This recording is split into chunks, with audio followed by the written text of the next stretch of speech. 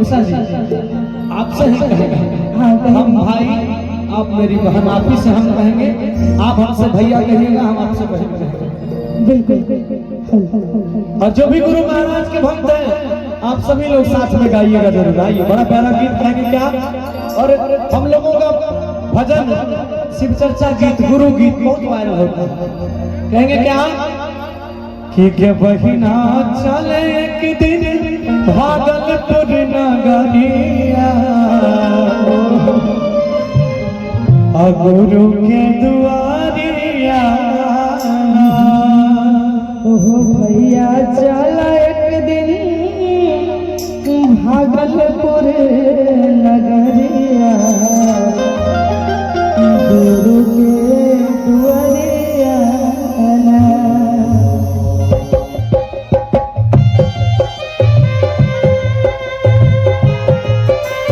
क्या बात है, बोल दो सतगुरु महाराज की।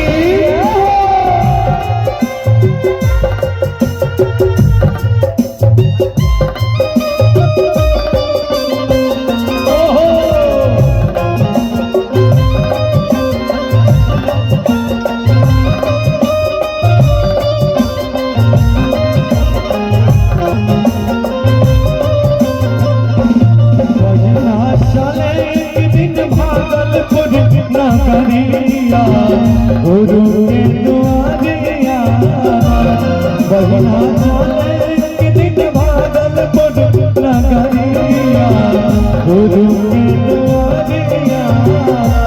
भैया चला एक दिन भागलपुर नगरिया, गुरु के दुआरिया।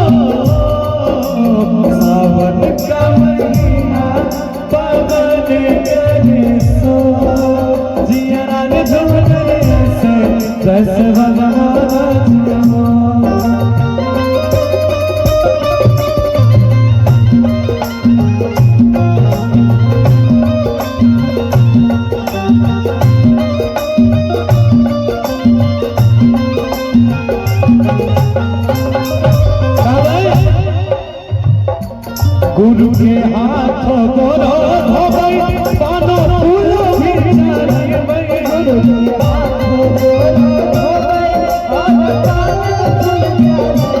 गुरु के हाथों गोरो धोबई, पानो फूल भी चढ़ाई।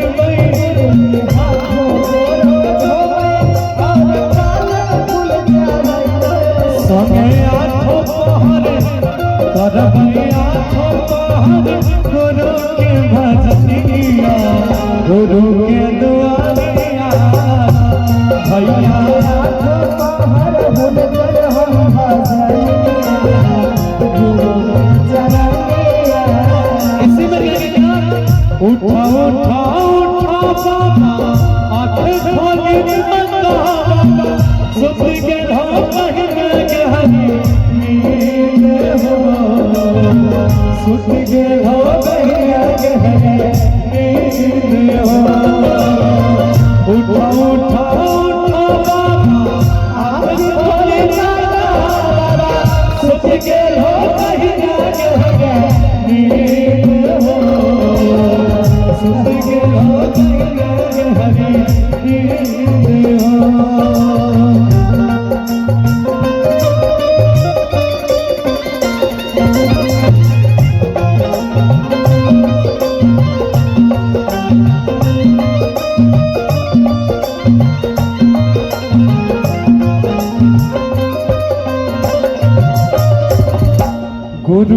बात गुरु के हाल चाल पूछबै खाना अपन सखी गुरु के हाल चाल पूछबै खाना अपन सखी गुरु के हाल चाल पूछबै खाना हाथ सखी गुरु के हाल चाल पूछबै खाना हाथ सखी और की चलबै संगे गंगा मैया के डगरिया गुरु के जरिया चला एक दिन भागलपुर नगरिया गुरु के दुआरिया चले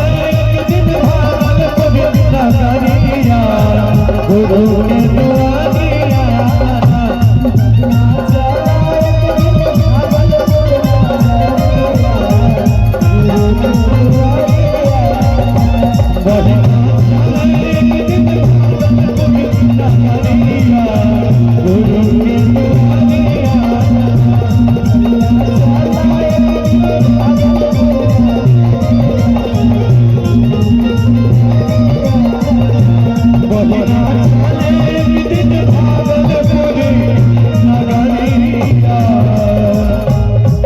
गुरु के दुआरिया एक